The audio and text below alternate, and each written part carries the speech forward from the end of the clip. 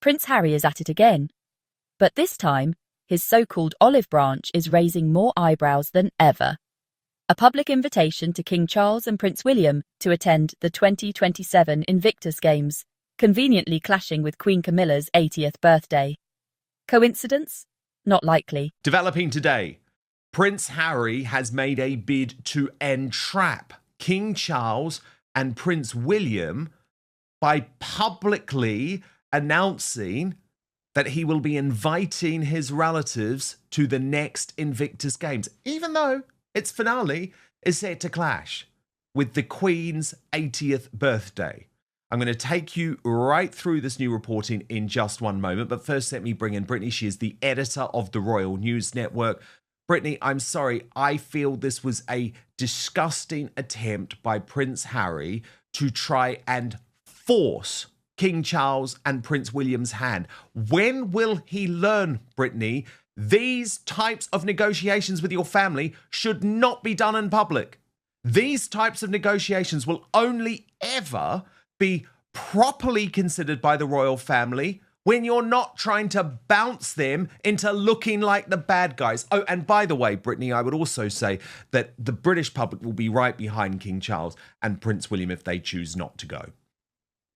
I think it's such a sort of underhanded thing of Yes. Harry to do, because if he's putting it on this public platform, I mean, the games are supporting veterans. So what are Charles and William supposed to do? They represent regiments within the various military branches, and so they're kind of caught between a rock and a hard place. But what I will say, at least when it comes to the Invictus Games, is that these are games that represent a small cadre of veterans. You know, I think last time they had a little over 500 veterans attend. I'm sure there's thousands, if not millions, across the globe that decided not to participate in this program. So this idea that it must be this huge thing that everybody goes to is a little bit of a misnomer. Even most of the royals are sort of keeping their distance. Only the second son of the former queen of Denmark actually came to attend the Invictus Games last year. So I think overall, it's sort of entrapment for Charles and William, but they should have the right not to go. This is like not a requirement. This is an extracurricular thing that the veterans are doing.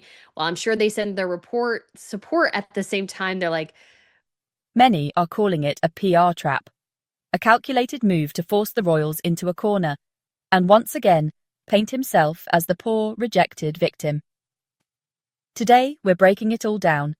Harry's media maneuver, William's cold indifference, and why this could be the final nail in the coffin for any chance of royal reconciliation. Let's start with the headline move. Harry publicly announcing that he's inviting his royal relatives, before sending any official invites. This stuff needs to be taken care of and they privately. do so much for veterans, don't they? They do so much for veterans. I mean, as according to Taz pointed out, of course he has done this publicly and given a press announcement. It is to put their backs to the wall. If they turn it down, he can play victim again. He is a sly little shit. And unfortunately, Brittany, she's completely right. He is sly, and he will use this to play the victim. Now, the worry that I have is that King Charles, I think, is potentially going to relent here because he wants to feel like he's been seen to do the right thing. And I feel it's so unfortunate that Charles is almost being bounced in to playing Harry's game. I know William won't go. He will not go. I'll eat my hat if William turns up to the Invictus Games, but I worry that Charles will. Obviously not near the end because that's clashing with Camilla's birthday, but I think he might go early doors. It's definitely a possibility. I don't think it's something he will probably consider, just again because he's caught between a rock and a hard place. He represents the armed forces, and yet he doesn't go to a huge event put on on their behalf. So he kind of, I think, feels stuck in having to go. But at the same time, too, I don't think the Invictus Games is really all that healthy of an enterprise. They rely a lot on government support basically to put on these games. I don't think these games are bringing in an audience. And so Harry, though this is his last gasp, this is the thing he's desperately attached to, he's sort of obsessed with. And so he'll want his family there, and to get them any way to kind of give the games more validity, he will attempt to do. And I think Charles is just a little weak here. And I think unfortunately he'll probably go along with it. Okay, let me take you through the reporting from Charlotte Griffiths, clearly via a leak of Harry's friends. She reported in the Mail on Sunday, the Duke of Sussex is to extend an olive branch to the royal family by inviting them to the 2027 Invictus Games, the Mail on Sunday can reveal. It is the strongest indication yet that Prince Harry is keen for a reconciliation with the King and other senior royals. It is understood that an email invitation will be sent out later this month, followed by a formal invitation. So he's telling the newspapers before he's telling William and Charles. Sources said the timing of the invitation was designed to give the family the best possible chance of attending, given that Charles is known to draw up his schedule up to 3 years in advance. And she goes on to report, it also remains to be seen whether the Duke would risk bringing Meghan and their children, Archie and Lilibet, to the UK for the event, having previously insisted he could not do so unless the family were offered full police protection. Harry has agreed that Invictus should extend an invitation to his family, a source told the Mail on Sunday. The Invictus invitations are thought to represent the first time Harry has publicly reached out in a bid to gather his family together. The invitees and the wordings of the invitation are said to have been approved by Harry, with the emails being sent to private secretaries at the palace. The games are expected to bring significant economic and social benefit to Birmingham. A spokesman for Invictus said no formal invitations have been issued as preparations are in the early stages. Well, look, Brittany, the fact that he couldn't even send the invitation before leaking to the media tells you exactly why nothing's changed. And the royal family, who have all of these concerns about the fact that Harry's main priority in life now is to play a media game, a PR game, in a large part, of course, because of his wife. I think this just proves it. It just absolutely proves the point that they are making. Why he is not to be trusted and should never be trusted again. If you're enjoying what we're doing here on Outspoken, please consider joining our thriving community over on Substack, www.outspoken.live. You can sign up completely for free, but Substack is so important to me. It is a free speech platform. It protects me from big tech cancellation. Plus, you get to communicate directly with me. Head on over www.outspoken.live, enter your email address, and sign up today. Well, Harry here, he's doing something you could argue sort of diabolical, because he's once again offering them, quote unquote, an olive branch, but it's only on his terms. Whereas because Harry, I think, is the guilty party in terms of breaking the relationship, really it should be reversed. The royal family, when they feel it's appropriate, should extend an olive branch, and it's Harry's job to take that branch. And if they go along with this Harry's way, they're just giving in to him yet again. I think it's 100% necessary for the royal family to set up boundaries here. And I would argue too, for King Charles, like, I would say don't accept the invitation unless Harry brings his wife and the kids, or maybe at least just the kids. Like, the royal family should not be going along with this just to appease Harry without something in return. And I think for Charles, seeing his grandchildren would be top of the list. Of course, they don't deserve full-time security unless it's absolutely necessary, as is established by Revic. They would get an evaluation. If it was deemed appropriate for them to get security, they would. But I don't think Meghan ever wants to step foot inside the UK again if she can avoid it. So I doubt Meghan really wants to go, but she just treats this as a sideshow, a fashion show for herself anyway. She doesn't really seem to care about any of the veterans and what they're doing. So I could totally see her showing up, doing a couple of looks, ignoring the royal family, and then going home. She does like being there. I think she sees it as a really good PR opportunity. Yes. But of course, she was asked to leave earlier this year, because her presence was just completely overshadowing what the event was. And when she went home in fury, that's when she first posted her 2 children to social media, and we know what that started. But look, there's been fascinating reporting over the weekend out of the Sunday Times, Brittany. And you know, I always like to give people the background in terms of where the formal information given to the Royal Rota comes from. And this is a woman called Roya Nikkhah, who is a very well-connected royal editor of the Sunday Times, but she reports things that are usually given to her officially, even if it's an on and off the record basis by palace staff, and quoted in this article, Brittany, quite fascinatingly, because we just saw him there with Harry and Meghan at the Invictus Games. You can see him in this picture. Just The timing? Right when Queen Camilla's milestone birthday takes place. What's the game here? This wasn't just a friendly invite, it was a pressure tactic.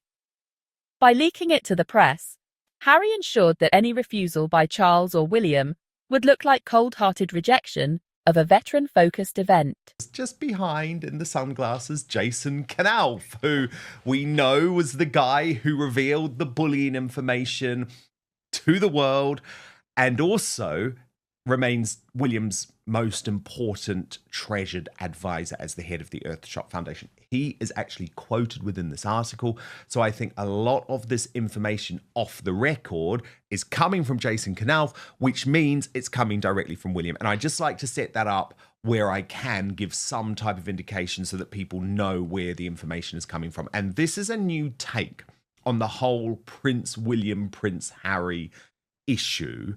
And really the point that Roya Nikkhah is trying to make in this piece is that William has given up on Harry for good. So this is her reporting, Brittany, before I get you to weigh in. She writes, "The gulf remains between William and Harry, estranged brothers who have not seen or spoken to each other since their grandmother's funeral in September 2022.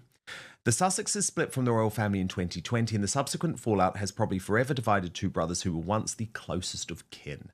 Harry's recent interview with the BBC, when he claimed he would love a reconciliation with my family while firing verbal missiles at them in the same broadcast, did little to thaw the family freeze.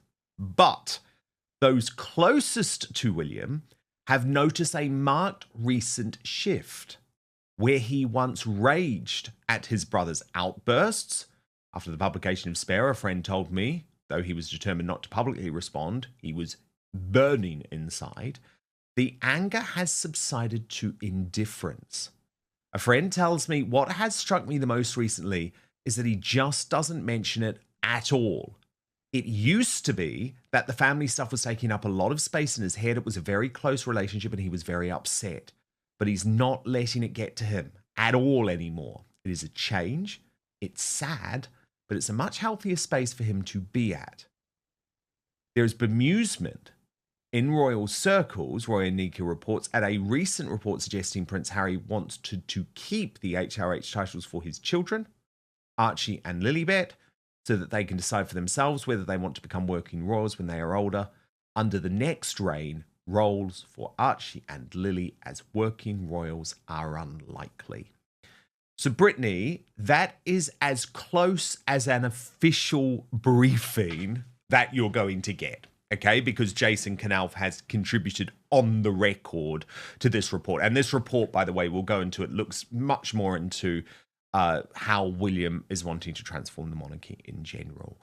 But this is almost, I would argue, more damning for Harry, because I think what's happened with William is that he's gone through something much worse than falling out with his brother. He went through, in literally a matter of weeks, the prospect of losing his father and losing his wife in one fell swoop. And it's not that there's any sense that William wants to reunite with Harry. That isn't what this report is saying. But it's basically just that he's over it. He's moved on. What do you make of it? But first, don't eat breakfast until you learn about caloric bypass. Your breakfast is setting you up for the entire day to either gain weight or lose it. The term breakfast literally means to break your fast that you started the night before. About 4 hours after you eat dinner, your body switches from the nutrients we get from food to the stored glycogen we have in our bodies. Once glycogen stores are depleted, typically after 8 to 12 hours of fasting, the body shifts to burning fat for energy. Fatty acids are released from fat stores, where they are converted into ketone bodies through a process called ketogenesis. Then, when you eat breakfast in the morning, the body starts the cycle again. This is where the caloric bypass comes into play. Dr. Gundry, a heart surgeon in California, learned that if you break your nightly fast with something called MCTs or medium chain triglycerides, you can actually keep burning fat throughout the day and use it for energy. But there are specific types of food that contain these MCTs. Using this breakfast breakthrough, he was able to lose 70 pounds just through diet, and he did this in his 60s.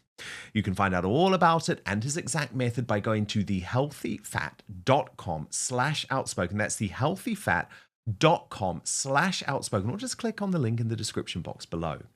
It is important to remember that everyone's body processes fat differently, and it all depends on your unique metabolic type, which is why in the video he released for my viewers, he talks all about it. It's quite fascinating. It might change the way you think about your health. So go to thehealthyfat.com/outspoken or click on the link in the description box below.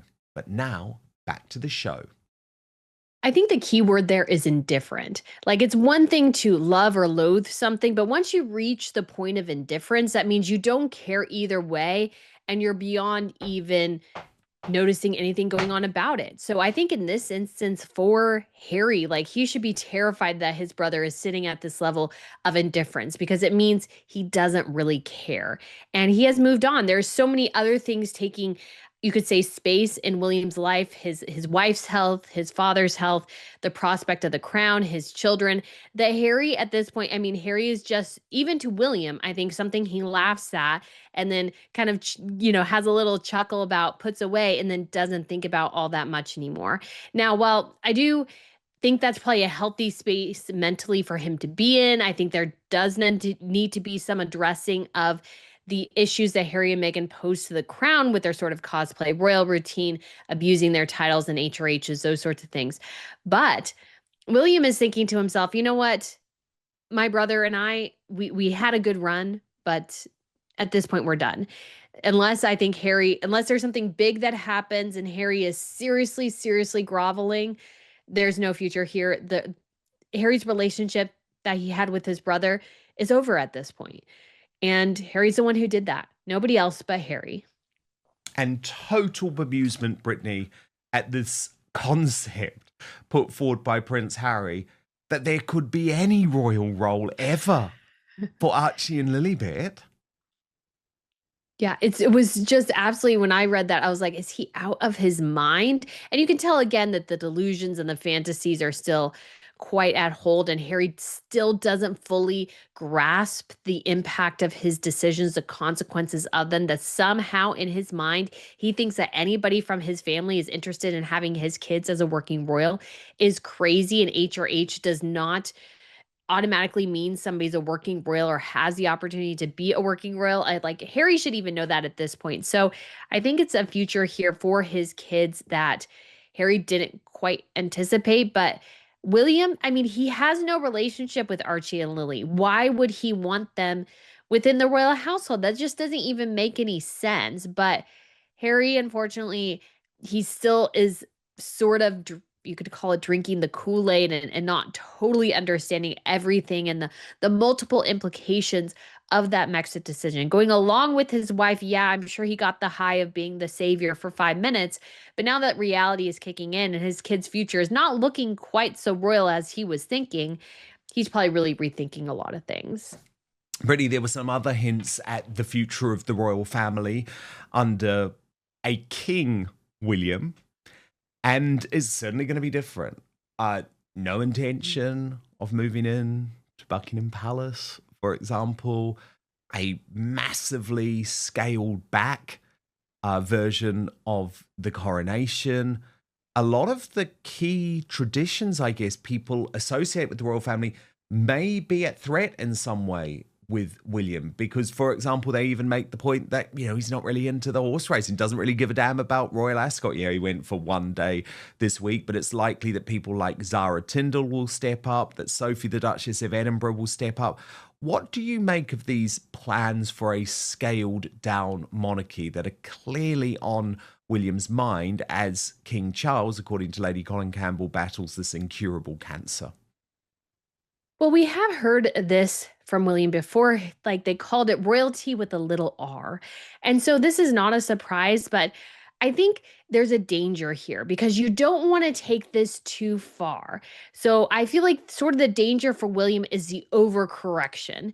So he thinks that in order to make the monarchy, you could say, more endearing to the people, he almost needs to dial it down so much.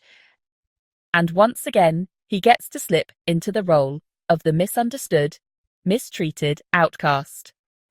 According to respected royal reporter Roya Nikar, William has entered a new phase in indifference, not anger, not sorrow, just indifference. He's reportedly over it. After everything from Spare to Oprah, the interviews, the insults, William has mentally shut the door on Harry. And that's what should scare Harry most. Because once a person stops caring, the relationship is truly over. So, what's next? It could potentially lose its meaning altogether because what sets royalty apart from celebrity and pretty much anything else is all the pomp and ceremony. And the British especially are noted for this. I was sort of thinking about this earlier with like other royal families definitely do things a bit more pared down, but we also more often than not don't talk about them. And so there is a danger, especially because the British are so huge and have such these huge traditions that if William really pares them back too far, he could sort of lose sort of the character of the royal family altogether. So I do look forward to seeing the changes that he makes, but there's got to be a careful balance here. What's actually an interesting question is if he's paring down the coronation so much, will William still be head of the Church of England or not? Because one of the things that makes the British royal family different than pretty much every other monarchy is the fact that the king or queen is head of the Church of England. So I think that will be an interesting thing to consider for William in the future if he decides to go in a different direction when it comes to leading the faith as well. Brittany, my favorite piece of news that broke over the weekend, Netflix in another major piss off to Harry and Meghan. We may be paying you, but we're not entirely on your side. And I just think it's quite a fascinating story, actually. So here's the tweet from Netflix. King Charles III and Idris Elba are teaming up for a new documentary marking 50 years of the King's Trust. Elba, who got his acting start thanks to a grant from the charity, will join the King in telling the stories of 1 million young lives changed, only on Netflix, autumn 2026. I mean, there's so many aspects to this story, Brittany, because as Richard Eden pointed out, how magnanimous of the king to work with Netflix, given its one-sided and cruel portrayal of him in The Crown. And I have revealed in the past, Brittany, Charles has real issues with The Crown. I mean, huge issues. He would not attend the premiere, the world premiere. This is when Harry was still in the royal family, of the big David Attenborough series on Netflix. He would not attend alongside his two sons. It was going to be a very rare joint appearance of the three of them. He would not attend if there was going to be one star from The Crown there, because all of the other Netflix stars were there. And so in the end, the king got his way. So he has very much changed his tune when it came to Netflix. But I think this is the king realizing they're the biggest game in town. And for the royalty to make a difference on a national stage, they can't ignore the biggest game in town. But what's much more interesting to me is that Harry and Meghan very much hoped, and for a period believed, that Netflix had changed its allegiance towards them and away from the British royal family. And you'll see, Brittany, lots of media organizations are now just having to basically say, look, we might be pro Harry and Meghan. I mean, People magazine is one. Did you see the cover of People magazine last week with Kate, resplendent? And that's the magazine that Meghan and Harry have worked absolutely hardest to get on side. So what do you make of this decision? What do you think it says about how Netflix views Harry and Meghan going forward? And did Charles do the right thing in terms of sort of swallowing his pride and saying, no, I'm going to take my message to the world? Comes to Netflix, business is business is business. It's all about the bottom line. And so choosing sides between Harry and Meghan and the royal family, like Netflix would like them all. They don't really care because it's all about making money. And so as a corporation, they're not on Team Sussex. They are hoping Team Sussex makes some money, but they're kind of like, well, that hasn't worked out too well. Let's go over here and work with the king. And when it comes to Charles, the streaming wars were won by Netflix, and Netflix has this huge, massive global platform. I can't remember how many people have a Netflix account now, but it's like several hundred million, I think it is. And so it's 100% is a benefit to Charles to have an agreement with Netflix, because most likely not only will this documentary air in the UK, it will also probably air in other countries. And so, or you could use a VPN and watch it. So it has a huge, massive global platform. And so it 100% benefits Charles, no matter what they did with The Crown, to work with a company like Netflix. We also have Queen Margrethe of Denmark. She has also worked with Netflix. She did like a bit of costume designing and set designing for a Danish production. She's very artistic in that way. And maybe Charles can have an opportunity too throughout this documentary to maybe flex a little bit of his creative muscles. And so it's a great opportunity. I think royals should use, within reason, opportunities like Netflix to platform their organizations and their charities and their passions, because that is a way to reach the most people, but also on YouTube as well. So Catherine and William and Charles could up their YouTube game a little bit, but it's a great platform. And so why not? Brittany, this has gone viral over the weekend too. I wanted to show it to you and get your reaction. It's from Revealing the Narc, and it's a claim that Meghan Markle changed her story about the sort of early days of Prince Harry 3 times in 3 different major interviews. Watch this. Love story with Harry has 3 different versions, and they change every time she speaks publicly. I didn't know much about him, and so the only thing that I had asked her when she said she wanted to set us up was, I had one question. I said, well, is he nice? Because if he wasn't kind, it didn't seem like it would make sense. Well, I didn't do any research about what that would mean. Research? No. I've never looked up my husband online. And I said, who is it? And she said, it's Prince Has. And I said, who's that? I asked if I could see his. So that's the thing. When people say, did you Google him? No. But that's your homework. You're like, look, let me see what they're about in their feed. There it is, straight from her mouth, 3 different versions. In 2017, it's, is he kind?